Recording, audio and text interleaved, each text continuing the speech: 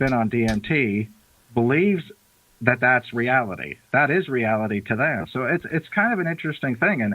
And with silver and gold and everything like that, you get a lot of quartz, and quartz seems to hold a lot of these different, it seems to have these things. So it's very interesting to me that I've been to a lot of different locations where people show me that they've seen a Bigfoot. And then you go back and you look at the geology maps, and you say, and you try to look for sort of gold claims, and the two go together. You know what I mean? So it's a very strange. They go together if the person is telling the truth. That's the other problem you have to deal with. There is some people out there, right, that actually convinces themselves, that they heard a noise, okay? Well, in their mind, that noise all of a sudden becomes a sighting, and and then they have convinced themselves they saw a Bigfoot. Now, I've talked to people that I got that information out of them, after talking a long period of time. I find out they actually never saw anything. They heard something, or they saw a rock go flying by. I have to go only from what somebody tells me. Okay. Oh, yeah. And, I have talked to several people that have seen Bigfoot, physically seen it. Yeah. And everybody I have talked to describes pretty much the same thing. Yeah. Now, the other is when they describe something, it doesn't match from my experience, or maybe the 4 or 5 other people that I've talked to, that someone will be a guest on our show in June and July, and I don't know. I can only go by my experience. I can't go by, yours or somebody else's. I can say this: there is things out there that we can't describe what they are. We don't know what they are. I mean, I've heard people say everything from, alien species to, from another dimension. I don't know what they are. All I can describe is what I saw. Okay. Yeah. And I think that's perfectly logical. I think that's one of those things where, and to say this, I know who you're talking about whenever they say they come out of spaceships, and I know who you're talking about whenever they're saying that they're interdimensional. Yeah. And I know and so the thing about it is from my experience with those folks, I have not seen everything that they have said they've seen, but I have been up in the mountains with them, and weird stuff has happened, and so, I mean, like I said, the interpretation of what that is the interesting part, and I applaud you actually for having those people as guests on the show, because they really need to kind of talk it out. But I think that the interesting piece to it is that I've sat with these people and sort of given the grilling. I used to be a teacher. Before that, I used to, sort of interrogate people sort of for a living. And so, so did I back at one point in my life. Yeah. Yeah. And so what you have to do is with these people is, all you can ever say is these people believe it. You can't say it's not true. I mean, you can say it doesn't make any logical sense that this happened. You can say that, but what you can say is that, with certain people, you look at them and you sort of do that subtle thing where you sort of, you take the story out of chronological order, and you just sort of slip it around, and because it's a very well known fact that if you are making something up, you think of things front to back, and then if you reverse that order. Well, you know what I have found. Okay, now you have to remember too. I had one of the very first talk shows back in, I would say, the late 70s, up in Washington State, up by Battleground Washington on a radio station. And back then it was like occult, witchcraft, and that was the hot topic back then. And a little bit Bigfoot, but not much. But usually what I have found, okay, is when, how can I say it? When I used to talk to people professionally, not in broadcasting, in my military career, people sometimes would, after they tell their story, 6 months later, they would tell the same story again, but they start adding a little bit more and then a little bit more. And each time they would tell it, they would add, because they don't realize they're doing it. Their mind is adding little bits and pieces to it. And then all of a sudden, you look at from what they said from the very first time to what they say like the last time, and they have embellished it a lot. Right. Well, I see. This is the important things, and you know, whenever you were in the military, I'm sure that you did know they did tell you to make, you know, contemporaneous notes, so that you whenever you're telling a story later on from a mission or something, that you basically are not adding things in, because that's the natural tendency for people to do that, you know, from that standpoint. Even, you know, it's sort of like the old, you know, Uncle Rico from Napoleon Dynamite. I used to be able to throw a football over the mountain. You know what I mean? It's like back in high school, I was the best thing. And that it does sort of get blown out of proportion, especially whenever you're trying to explain a story to somebody, and they don't believe you, or you say, "Oh, I saw Bigfoot." Like, it's an interesting thing, you know. You say to some people, "I saw Bigfoot." Whenever I explain to them what happened whenever I saw one walk across the road in Colorado, and it was just basically a very tall. It was very lean. This was not a heavy thing, and it looked like a big professional basketball player, you know, in a suit. And so, but it sort of walked across the road, looked at me, kind of like, "You got me," you know, like, "You saw me. What are you going to do about it?" And then it just walked off into the other side of the woods.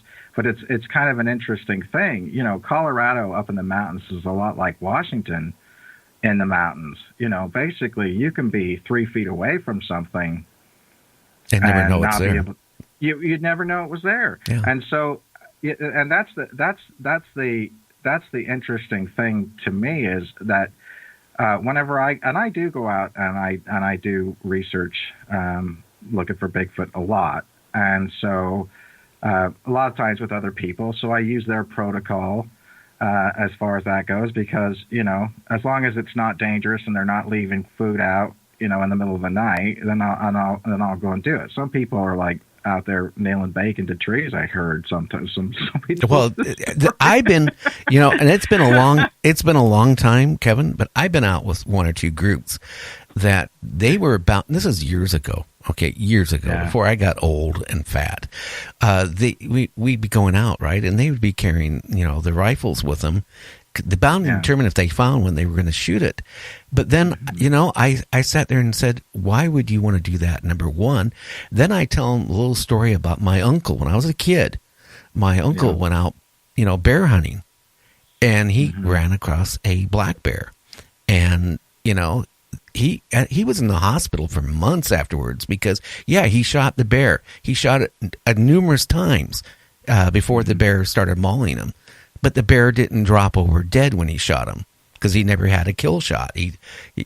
And he was mauled where he almost died, and he was scarred for the rest of his life. And I reminded these guys, I said, "You're going to go out with a gun, and if you see a Bigfoot or a group of them, you're going to open fire." I mean, that's the craziest thing you could ever do. Number one. Yeah. I would never even, you know, I did, after that happened, I think it was 2 different groups of people. One guy was so crazy, okay, and I didn't know he was crazy till we went out, and we were up in North Bend, Washington, because he swore he saw Bigfoot up there, and I went with him with a couple other people. You know, he had his rifle, a 30-06, I believe, and I asked, "Well, how many rounds do you have?" And he goes, "I got one." I go, "What, a box?" "No, one." You know, and I said, wait a minute. I said, "I'll tell you what, you can look for the Bigfoot, or you can look for a bear out here because there's bears, or a cougar, whatever you want. I'm going back to the vehicle. And and that's what I did. I sat in the vehicle for hours while him and this other guy were out there looking. You think I'm going to go out there with somebody that's that crazy? Mm-hmm. Well, I mean, and that's the funny thing. I mean, to me, it's like people say to me, well, and a lot of people get mad at me. They say, well, do you carry a gun whenever you're out in the woods? And I say, yeah. And then they say, you know, based on the two camps, one is, well, what are you carrying? And I have a 9mm and pistol. That's just you know, a compact little pistol I take with me. And they say, well, you know, the Bigfoot are not going to come out if you have a pistol.